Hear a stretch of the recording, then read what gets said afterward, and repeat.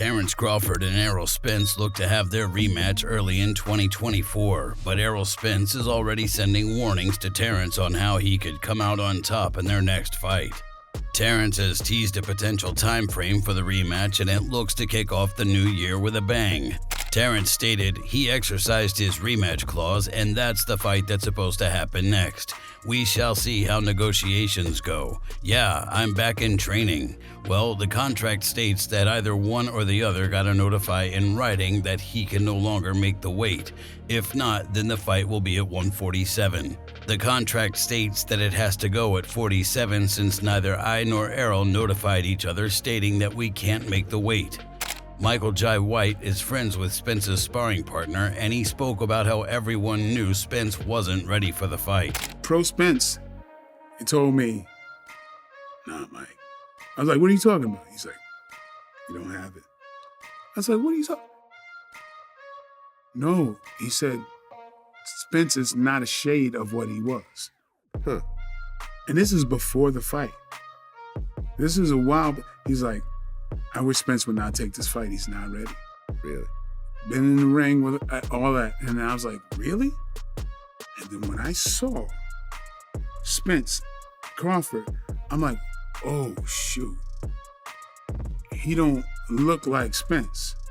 Even Rolly Romero's coach believes that anyone could have beat Spence in the condition that he was in. He stated, "Imagine if Rolly would have fought that version of Spence. He would have got him. Anybody fought that version, they would have got him." Eddie Hearn doesn't think that anyone is really looking forward to a rematch between the two fighters, though.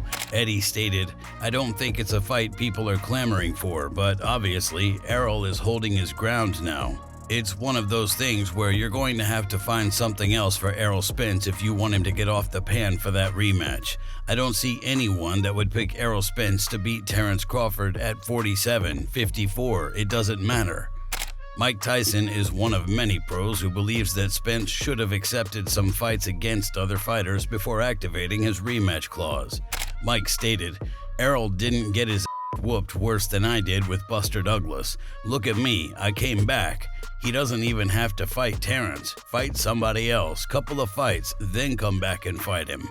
Sean Porter thinks that the fight should be at 154 so Spence has a better chance in competing. If it's true that Crawford is only fighting Spence at 147, do you believe this is a fair move on Spence since Spence wants to go to 54, and also he gave Crawford an opportunity when he didn't have to? People, let's make this clear. He did. He gave Crawford an opportunity when he didn't have to. I know that he could have moved up to 154, could have left the belts at 147.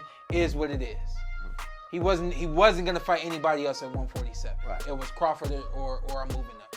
So let's make that clear. Like, yes, the ultimate decision was Spence to stay at 154. I truly think that what needs to happen is the rematch needs to happen at 154.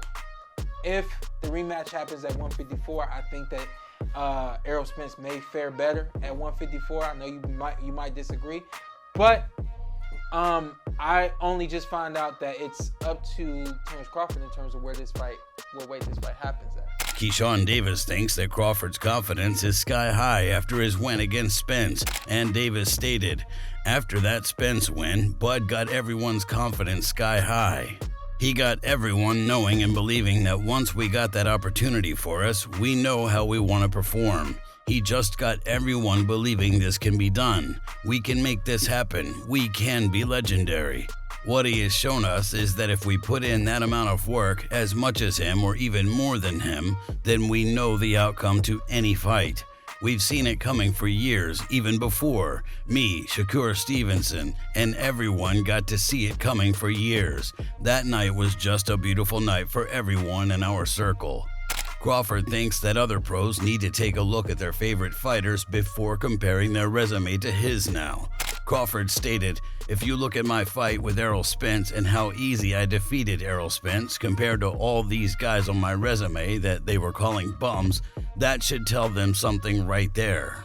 The guys you were calling bums put up a better fight than your favorite fighter." After watching the first fight, Shane Mosley thinks that Crawford is definitely the greatest fighter out there right now. Shane stated, Crawford did a hell of a job on Spence. He did what he was supposed to do. He showed up at the right weight, worked out hard, did everything that he is supposed to do, and he is a world champion. He's undisputed, and he is pound for pound the best. I'd say that Tank is right there with him. They're going back and forth, but for me, I see Crawford as the pound for pound best because he has all the tools. Tank does too, but Crawford can box you, he can punch you, he can fight you on the inside or the outside and knock you out. According to Terence, he knew that he could handle Spence after feeling the little bit of power he brought to the ring. When he hit me with a left, boom, it was like bam. I was like, that's it? Like, oh, all right. To get things ready for a rematch, there were rumors about Spence leaving Derek James for a new coaching team, but Derek put those rumors to rest. Derek stated, "I don't have anything to tell you about it because it's nonsense. When we read it, he was over at my house. He's been over 2 or 3 times since the fight, and that was one of them. There's nothing really to talk about for me. If they really knew about stuff, then they wouldn't say things like that." Brian McIntyre has blamed Spence's coaching for the reason he looked so drained during the first fight. Brian stated, "I would say that is an excuse. Again, he had to weigh in the same weight as Bud. He knew about the fight months before, so, if he was weight drained, that's just bad coaching on Derek James' part. We all had the right amount of time to prepare for this fight. I'm not looking for any excuses or anything of that nature. Errol had no excuses, everybody else did. Even Terence thought that Derek James failed Spence in the first fight. Terence stated, Derek James, he did a lot of disrespect to my coach. The media was disrespecting my coach. The fans were disrespecting my coach, but he showed high-level coaching the night of the fight. I don't think Derek James was on his level. I believe they didn't have a backup plan.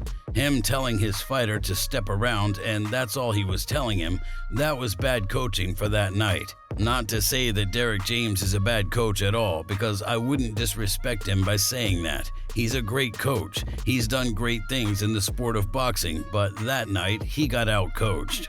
Sean Porter has defended Derek James' losses, not just with Errol Spence, but with Charlo as well. I think with Derek James and Errol Spence Jr. against Terence Crawford, you had just miscalculations. We missed the mark. We didn't get it right going to the ring, and it ended up happening to us. I think they right some wrongs. They come back better. With Jermell Charlo and Canelo Alvarez, you have a limited Jermell Charlo getting in the ring with the great. So you can't really put this one on. Right. You can look at fights and tell this was a team loss, or you can look at fights and say, that coach didn't do that right. Or you can look at the fight and say, that fighter just didn't listen to his coach. You know what I mean? Brian McIntyre doesn't think that the rematch is going to be any different no matter what the weight is at. Brian stated, when the rematch happens, mark my words, the same thing is going to happen. If it happens at 160, if it happens at 147, if it happens at 122 pounds, it's still gonna be the same damn thing. Greg Hackett didn't really think that anything would be different at 147 again. I thought it would maybe look different, and maybe it would look different at 54, but at 47, I can't see it looking too much different. I can see Errol Spence trying to take his time this time, but same results. Leonard Ellerby definitely thought that the rematch should be at 154 for Spence's sake, and he stated, but Errol gave him the opportunity when he didn't have to. He made the fight because he wanted to do it for the fans. He sacrificed some things. So in my opinion, you gotta do what you gotta do. 154 is 7 pounds north. It does make a difference. Errol Spence is an incredible fighter, and Crawford is too. If that's what Errol wants to do in the rematch, I support him wholeheartedly because as a fighter, as a man, he knows what he wants. And if Crawford will grant him that opportunity to give it to the fans. Errol didn't have a good night that night, but it's sometimes like that. He just wants the opportunity to go redeem himself, and I support that. Errol Spence thinks that he knows exactly what went wrong the first time around, and he'll be ready this time. Spence stated, I got a feel for his power probably like the first, second round. He's a strong dude, but everybody at this top level has some type of power. but I think because my timing was off, he was catching me in between shots. If you enjoyed this video, make sure to subscribe and check out some of our other videos on the screen right now.